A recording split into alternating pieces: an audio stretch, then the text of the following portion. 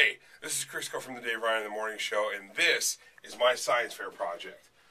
I also wanted to let you know to vote for Crisco 53921 KDWB1 2010 science fair project. I haven't done one of these in like 8 years. My science fair project, you can get a look at this, is can video games affect children long term? My hypothesis on this matter is as simple as saying video games can affect children, but only if they don't have a solid parent or guardian involved and they don't have a solid home environment. Because if you don't have that, anything can go wrong, honestly. So if you're playing a video game and you don't have someone there to tell you what you shouldn't play or what video games are bad or what video games are good, then you're going to buy whatever you want because the stores don't stop you. They let you buy whatever you want. And that's why I bought this out here. And this is the video game rating system for all parents. It's all the way from early childhood all the way down to rating pending. You got adults only, mature, teens. There's a list of everything possible. And if you follow these guidelines, they have them clearly put on the game about 10, 15 years ago. They put them on the games. So you just follow along with that, and you're not going to have any kind of problem because then you're going to want those on there to make sure your kids can play them. Because you got E for everyone. Everybody can do that. E for everyone, 10 and up. I also have charts on parents' awareness. Parents' awareness has gone down.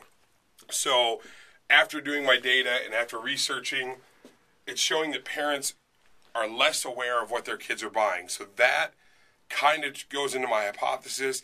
If a parent's there, you're not going to have any kind of problem. If a parent shows interest, buys the games for them, tells them what to buy, you're not going to have any kind of problem. I gathered a lot of data on this subject. I cited my work. If you can see that right there, you can zoom in. The data that I gathered is all about studies that happened, parents not being a part of their lives, or parents not caring enough to look into what games they're buying. So it's all important information going back to my hypothesis, which was that if you don't have a solid solid home, that you're not going to have the ability to stop a kid from getting a bad game. So after gathering all this, I got positives. I've got another chart up here where kids can be affected negatively because they start bullying. If you see this, 1999 is the darker one here, if you can zoom in there. Thank you, Katie. That one is the 1999 one, all the way up to the light shaded one, 2005. 2005 bullying has gone up from 6th grade all the way to 12th grade, and some of them, in fact, it's doubled, not only tripled. So it's definitely something that can affect them, but these are also in the majority of homes with single parents, with parents who aren't interested in what games they're playing, and parents who aren't trying to look into what they're playing. My conclusion on this whole project, which was fun and enjoyable, and I want to get an A, at least a C would be great. My conclusion is that after researching and after collecting data and after getting all the charts and this fabulous picture, video games, why waste good technology on science and medicine? I thought it was funny. Basically, my conclusion comes to this.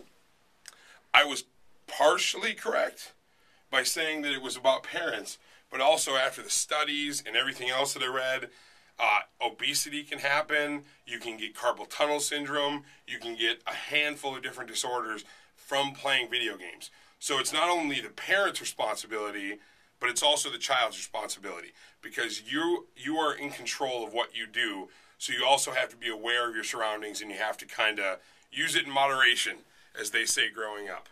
So that is my Science Fair Project 2010. Vote Crisco 53921. Text it KDWB1. Perfect.